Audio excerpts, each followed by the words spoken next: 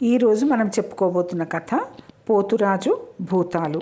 ఈ కథను రచించిన వారు వారణాసి శ్రీరామకృష్ణ గారు. బొందల చెరువు గ్రామంలో ఉండే పోతురాజు పేరు మోసిన భూతమాంత్రికుడు. అతడి పేరు చెబితేనే చాలు దయ్యాలు భూతాలు ఊరి పొలిమేరలు దాటి పారిపోతాయని జనం గట్టిగా నమ్మేవాళ్ళు. ఆయన భార్య అన్నపూర్ణమ్మ బహుదొడ్డ ఇల్లాలు, సార్థక నామదేవురాలు. పోతురాజు స్వభావం అతడి భార్య స్వభావానికి పూర్తి వ్యతిరేకం. తన ఇంటిలో వండిన వంటకాల వాసన వీధిలోకి తగిలినందుకే బాధపడతాడు. భార్య పైన మండిపడేవాడు. ఒకనాటి సాయం సంధ్య వేళ నలుగురు వ్యక్తులు అన్నపూర్ణమ్మ ఇంటికి వచ్చారు. వాళ్ళు ఆమె పుట్టింటి తరఫు దూరపు బంధువులు. అమ్మ, చాలా దూరం నుంచి వస్తున్నాం, ఇంకా ఎంతో దూరం పోవాల్సి ఉన్నది, బాగా అలసిపోయాం. ఈ రాత్రికి ఇంత భోజనం ఏర్పాటు చేశావంటే తిని మా దారిన మేం పోతాం అన్నారు వాళ్ళు అన్నపూర్ణమ్మతో. అలాగే, మీరు కాసేపు అరుగు మీద విశ్రాంతి తీసుకోండి, నేను వంట సిద్ధం చేస్తాను అంటూ వంట ప్రయత్నంలో పడింది అన్నపూర్ణమ్మ. ఆమె భర్త పోతురాజు 4 కోసుల దూరంలో ఉన్న ఏదో ఊరిలో ఎవరికో భూతం పట్టిందని కబురు అందగా దాని అంతు చూడడానికి వెళ్ళాడు.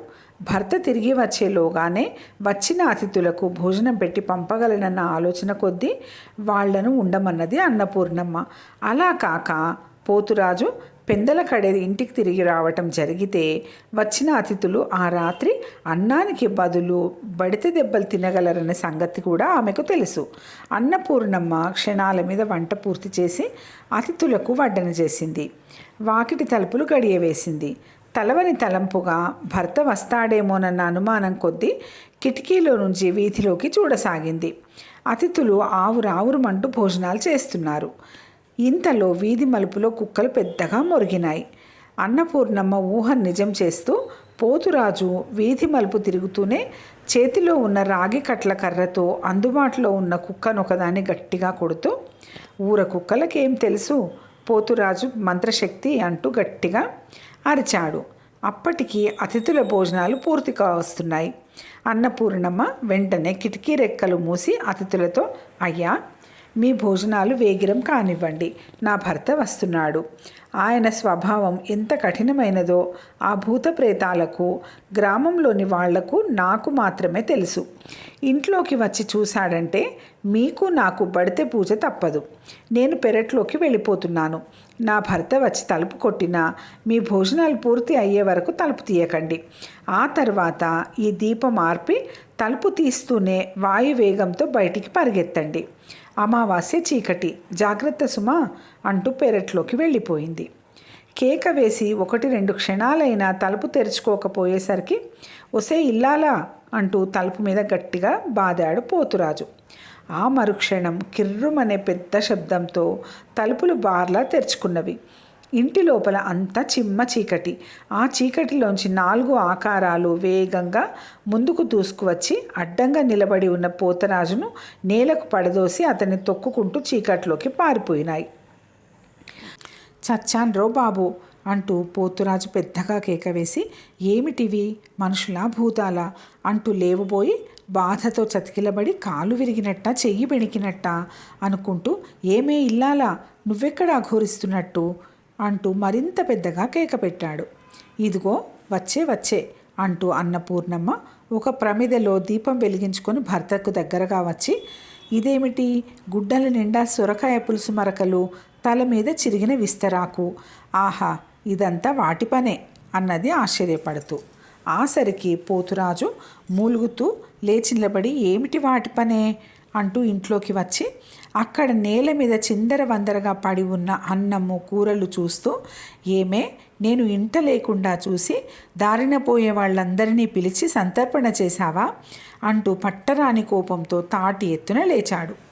అన్నపూర్ణమ్మ చేతిలో ఉన్న ప్రమిదను అందుబాటులో ఉన్న ముక్కాలి పీట మీద పెట్టి, మీరు ఎన్నైనా అనండి, పొద్దున్నే ఏ పుణ్యాత్మురాలు ముఖం చూశానో కానీ నా పసుపు కుంకాలు నాకు దక్కాయి అన్నది.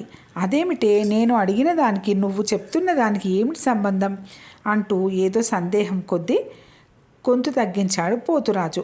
అన్నపూర్ణమ్మ లేని కన్నీళ్లను పమిట చెంగుతో తుడుచుకుంటూ, ఇప్పుడు బాధపడి లాభమేమిట్లండి, మీరు ఈ భూతవైద్యం నేర్చుకోకుండా ఏ వ్యవసాయంలోనో వ్యాపార వృత్తిలోనో కుదురుకుంటే బాగుండేది అంటూ ఏదో చెప్పబోతూ ఉండగా పోతురాజు ఆమెను అడ్డుకొని కోపంగా, ఏమిటి పొంతనలేని మాటలు, నిన్నేదైనా భూతం పట్టిందా అంటూ భార్యకేసి అనుమానంగా చూశాడు. అది ఏదో రోజు జరిగే తీరుతుంది. ఇప్పుడు జరిగిందేమిటో వినండి. మీరు పొరుగురు వెళ్ళి అక్కడి వాళ్లకు పట్టిన భూతాలను వదలగొట్టారు కదా, అవి తిన్నగా వాటి దారిన అవి పోక మన ఇంటి మీదికి వచ్చిపడ్డాయి. అవి నన్ను నానా దుర్భాషలాడుతూ, ఏమే భూతాల పోతురాజు ఇల్లాలా, మేము తీరని కోరికలు తీర్చుకోవడానికి, కావలసిన తిండి తినడానికి మనుషులను ఆవహిస్తుంటే కుంటి గుడ్డి మంత్రాలు మా మీద ప్రయోగించి మాకు నిలవ నీడ లేకుండా చేస్తాడా నీ మొగుడు? ఇంటికి తిరిగి రాగానే ఏం చేస్తామో చూడు. చచ్చు పుచ్చు తాళపత్రాలు, పురుగు పట్టిన వేపమండలు అలా కింద పెట్టగానే జాయమంటూ మీద పడి నిలువున విరుచుకు తింటాం.